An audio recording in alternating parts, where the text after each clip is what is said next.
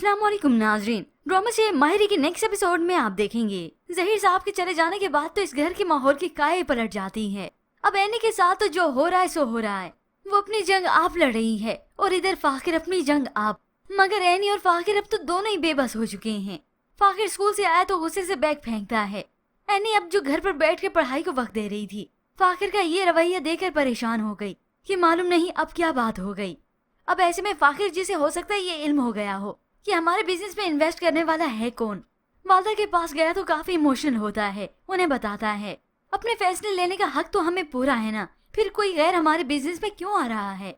तो वालदा उसे बता ही देती हैं ये जो लालच है ना, हबीब की आंखों पर इसने पट्टी बांध दी है, क्योंकि अपने चचा का असल चेहरा तो ये अब फाकिर भी देख चुका है कि जानबूझकर मुझे अकेला कर दिया, बिजनेस के सारे मामलात मेरे कांधों पे डाल दिए और फिर जब अपनी मर्जी से इन्वेस्टर ले आए तो कारोबार पर ठोस भी अपने जमा रहे हैं।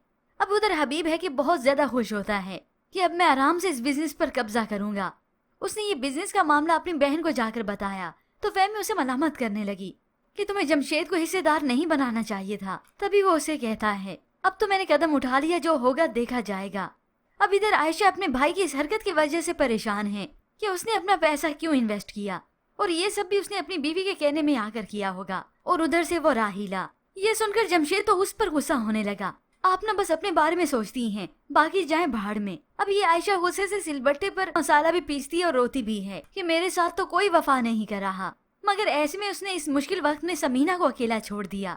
बजाय कि वो उसका साथ देती, वो तो उसके खिलाफ होगी, बल्कि उसके कारोबार पर अपने मियाँ की ठोस जमाती है कि ये कारोबार तो हबीब का होना चाहिए। खैर अब भुगते भी यही। एनी यहाँ पर अपनी वालदा के पास आई कि जाऊँ बात करूँ, मगर उसकी वालदा का दिमाग तो यहाँ होता ही नहीं, वो तो पहले से ही गुस्से से भरी हुई है। अब फाकिर की वालदा जिसे ये इल्म हो चुका है कि ये इन्वेस्टर कोई और नहीं बल्कि जमशेद है और ये सब कुछ उसने इसीलिए किया होगा कि हबीब को हिस्सेदार बना सके ताकि अपने भाई और शोहर के साथ पूरे कारोबार पर कब्जा जमाए। जब भी वो आयशा के पास आती है, मगर ये आयशा तो उसे बातें सुनाने लगी, बहुत गरूर है ना आपको खुद पर, मुझे ये गरूर टूटता हुआ नजर आ रहा है। तो समीना ने भी खरी खरी सुना दी, जो आग तुमने लगाई है ना, बहुत जल्द तुम इसी में जलकर राख हो जाओगी। और अब आयशा के साथ होना भी यही है। पहले इसने इसी लालच में आकर शादी की थी ना अपनी बेटी के फाकिर से, और अब इसी पैसे के लालच में आकर ही अपनी बेटी का हक छीन रही है। इस बिजनेस पर फाकिर, उसकी वालदा और एनी का ही हक था, मगर ये तो पूरा ही कब्जा ग्रुप है, हबीब की बहनें अलग से और ये भाई अलग से।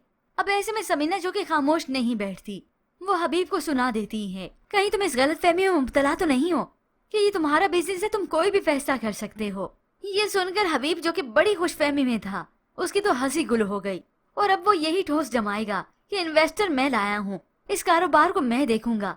फाकिर से तो कुछ संभला नहीं। और फिर आने वाली साथ में आप ये देखेंगे एनी अपना स्कूल फिर से ज्वाइन करेगी, अपनी स्टडी करेगी। अब व्यूअर्स आपको क्या लगता है कि समीना और फाकिर इस बिजनेस को बचा पाएंगे या ये हबीब और उसकी दूसरी बीवी राहिला कब्जा करके ही छोड़ेगी? इसके मुताबिक हमें अपनी कीमती राय का इजहार जरूर कीजिएगा। मजीद ड्रामा रिव्यूज के लिए आप देखते रहिए उर्दू टीवी।